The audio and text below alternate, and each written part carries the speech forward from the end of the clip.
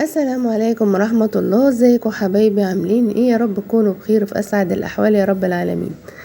زي ما انتم شايفين معايا كده، انا النهارده قايمه متاخره ومستعجله، وما عادش كان في غير ساعتين على الفطار، فقلت اعمل ايه حاجات سريعه وسهله علشان نلحق الفطار بتاعنا، وكمان كانوا طالبين مني حلويات. فقلت اعمل ايه؟ جهزت كده للبشاميل بتاعي، عامل صينيه بشاميل وطلعت فرخه زي ما انتم شايفين معايا، حطها في ميه تفك كده، وحطها جنب سهد النار بتاع البوتاجاز علشان تفك اسرع. حطيت المكرونه بتاعتي تتسلق، وبسرعه كنت بشرت بصلايه كبيره ومعاها اللحمه المفرومه وتبلتها وعصقتها زي ما انتوا شايفين معايا كده. طبعا دي اسهل حاجه واسرع حاجه عندي بعملها، هي البشاميل، ما بتاخدش وقت في التحضير، وكمان بتستوي بسرعه في الفرن، ما بتاخدش معايا يعني ايه غلبه ولا حاجه. فزي ما انتوا شايفين كده تبلت اللحمه ملح وفلفل وقرفة وبهار البهارات السبعة او بهار اللحمة. هقلب كل ده مع بعضه كده لحد ما تتعصج اللحمة بتاعتي، وهنكمل بقية البشاميل بتاعي علشان نلحق ونجهز حاجة تانية. بسرعة بسرعة كده، انا الصحيان متأخر ده بجد مشكلة. انا من اول رمضان مش عارفة اظبط اي مواعيد للنوم بتاعي، فدايما بقوم متأخر وبعمل يعني بعمل اول حاجة بعملها الفطار واجهز واعمل. عشان كده والله تلاقوني مقصرة معاكم في تصوير الفيديوهات، لان ما بلحقش حتى اجهز للتصوير. هنا طبعا بعد ما عصقت اللحمة كل ده، كانت المكرونة معايا بتتسلق، عملت البشاميل وبدأت اجهز صينية البشاميل بتاعتي. رصيت اول طبقة من المكرونة وحطيت فوقيها اللحمة المفرومة المعصجة، وزي ما قلت لكم كده انا بحط بس مع المكرونة وهي بتتسلق معلقة ملح مش اكتر، مش بحط فيها زيت خالص. هي بس المكرونة بتتسلق بشوية ملح صغيرين.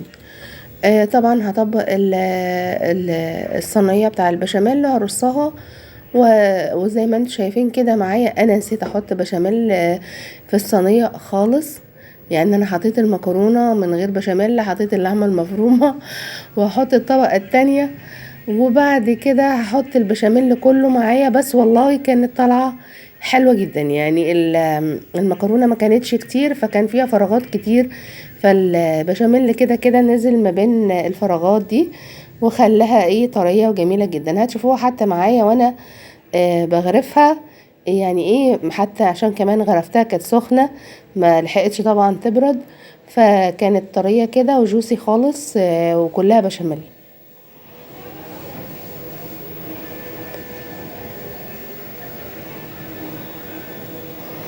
طبعا واضح عليا خالص ان انا متسربعه وملبوخه، بس والله الحمد لله يعني اليوم خلص.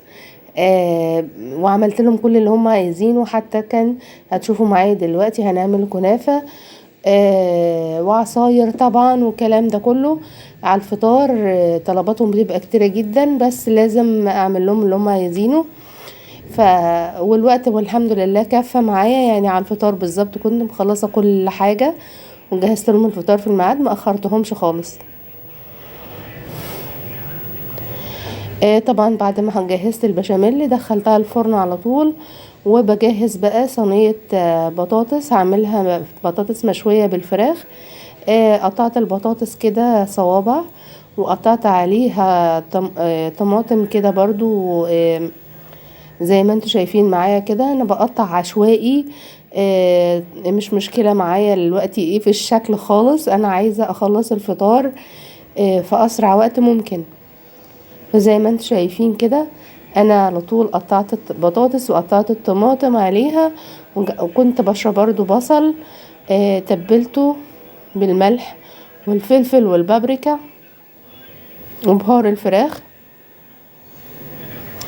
وشوية كمون اسفة يا جماعة، وشوية كمون. هقلب كل ده مع بعضه مع البصلاية، واخد جزء منها هضيفه على الصينية بتاعة البطاطس، على البطاطس والطماطم، واقلبهم مع بعض، وهسيب جزء منها ادعك بيها الفرخة علشان تبقى متبلة برضو، والتتبيلة داخلة من جوه اللحم بتاع الفرخة.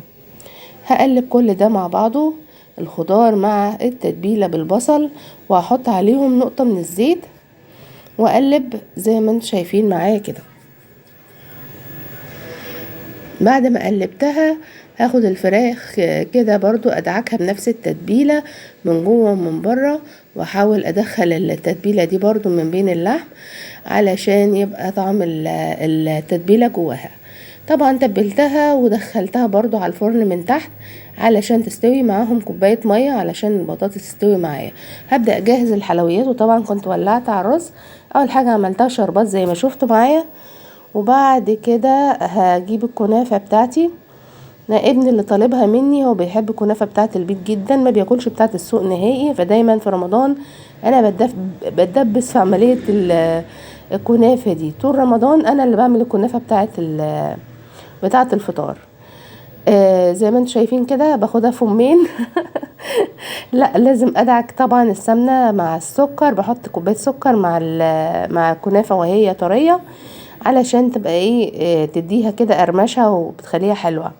انا دايما بعملها كده وبتطلع جميله قوي، وبدعكها زي ما انتم شايفين كده. معرفش انا كنت بعملها ليه كده، بدعكها باخدها في همين مش فاهمه.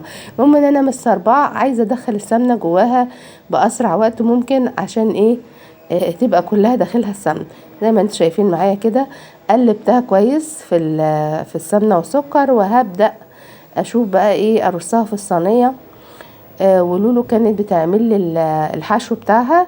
هنعملها نحشيها بالمهلبية والزبيب والجوز. فهي كانت بتعمل لي المهلبية خلاص كده. انا برضو ايه دخلت كملت عليها كده، حطيت لها النشا وسبتها بقى تقلبها على ما انا ايه اكون رصيت في الصينية. وهبدأ برضو ايه كان المفروض ان انا استنى عليها. هتشوفوا معايا دلوقتي ان انا حطيت المهلبية وهي جاية من على النار سخنة، كان المفروض اسيبها تبرد شوية علشان ما تخليش الرقة اللي تحت طرية، يعني تبقى مقرمشة. هي فعلا كانت طلعت طرية من تحت شوية ووشها هو اللي مقرمش، بس كانت والله برضو مش وحشة يعني، الى حد ما جميلة جدا. هنقلبها كده النشا مع معلقة سكر. انا بحط سكر في المهلبية بتاعتي. ممكن برضو لو عايزة تخليها قوامها زي الكريمة بتحط لها معلقة زبدة، بس انا النهاردة عاملاها مهلبية بس كده بمعلقتين سكر والنشا. هنفرد بقى طبعا زي ما انتم شفتوا معايا كده. انا كنت فردت الطبقة التحتانية دي، حطيت فيها برضو في الصينية شوية من السمنة علشان يعني ايه تقرمش من تحت، وده اللي انقذني يعني في الموضوع، ان انا حطيت معلقة السمنة كانت كبيرة شوية علشان ما تستوي تقرمش من تحت. فهنا حطيت المهلبية بتاعتي، وزي ما قلت لكم لازم نستنى ما المهلبية تبقى باردة علشان تدينا القرمشة، ما تطريش الكنافة اللي في القاعدة بتاعت الكنافة بتاعتي وتبقى طرية.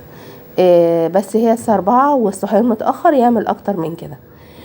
فهنا طبعا زي ما انتم شايفين معايا انا برص الكنافة على الوش، وبعد كده هخلصها برضو بسرعة كده واروح مدخلها الفرن. كنت خلاص البشاميل بتاعتي كانت خلصت، هطلع البشاميل واحط الكنافة. هنا بحط برص طبعا مش لازم خالص المهلبية تكون باينة، بغطيها كلها وبطبطب عليها كده بشويش خالص، لان انا ما بحبش اكبسها قوي في الوش الفوقاني، يعني الوش الفوقاني بيبقى عندي خفيف عن الرقه اللي تحت، بتبقى مقرمشه وهشه وجميله جدا.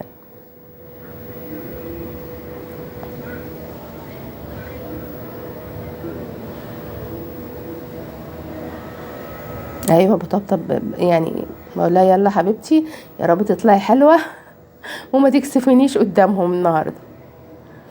بس بجد والله طلعت حلوه. هي المشكله بس ان هي مش مقرمشه قوي كعادتها معايا من تحت، انما الوش بتاعها كان جميل قوي.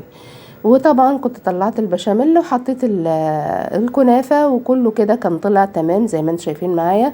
صينيه الكنافه زي ما انتم شايفين طلع لونها تحفه بتلمع. طبعا كنت حطيت لها الشربات بتاعها، الفراخ طلع مشويه وتمام، والبشاميل تمام كده. كنا جهزنا الفطار بتاعنا. يا رب الفيديو يكون عجبكم، وما تنسونيش تحطوا في اللايك للفيديو، واللي ما اشتركش يا ريت يشترك. واشوفكم ان شاء الله في فيديو جديد، ومع السلامة حبايب قلبي.